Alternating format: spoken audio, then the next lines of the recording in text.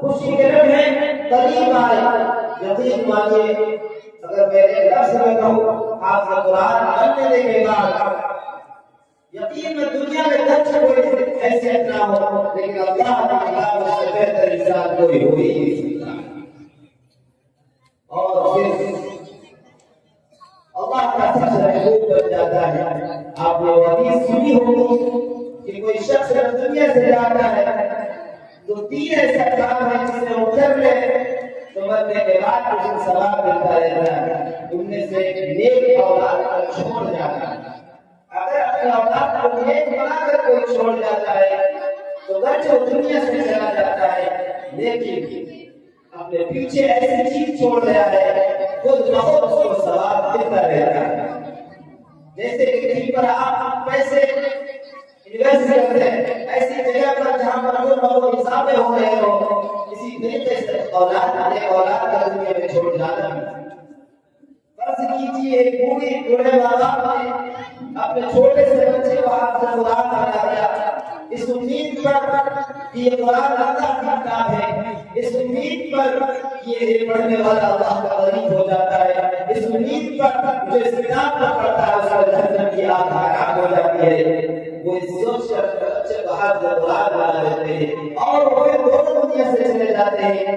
یقین مانیے جب تک یہ اولاد آپ کو دنیا میں موجود رہے گی اس کا ثواب اس کو پہنچتا ہے۔ یہی نہیں آخرت میں کچھ ایسا منظر ہوگا کہ وہاں پر بھی آپ کا قرآن اپنے ماں باپ کے سفارشی بن کے کھڑا ہو جائے گا۔ دنیا کے اندر ماں باپ اپنے اولاد کی کامیابی پر خوش ہوتے ہیں، دنیا کے اندر ماں باپ اپنے اولاد کے کسی بھی عہدے کو حاصل کر لینے پر تو دل کی مسرت اور سرور ہوتی ہے، لیکن حاصل ایک ہی ہوتا ہے، یا تو اس کا مالی فائدہ پہنچتا ہے یا پھر اس کی بدنی خدمت پہنچتی ہے، لیکن وہ فائدہ جو آخرت میں پہنچے وہ اس کو نہیں مل رہا ہوگا۔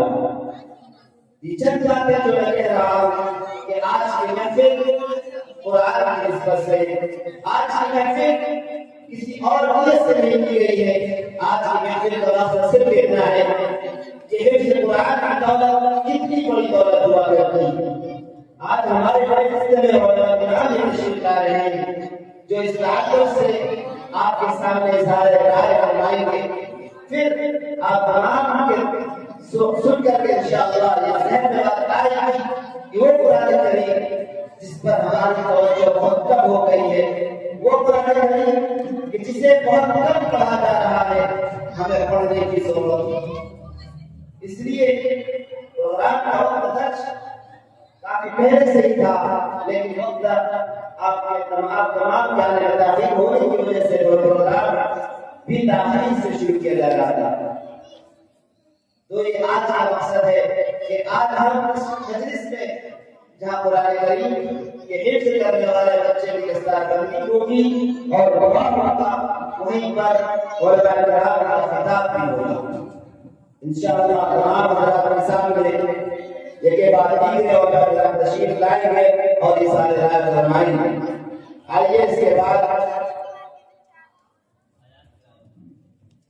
محفل کا مکمل طریقے سے افتتاح کر لیا جائے۔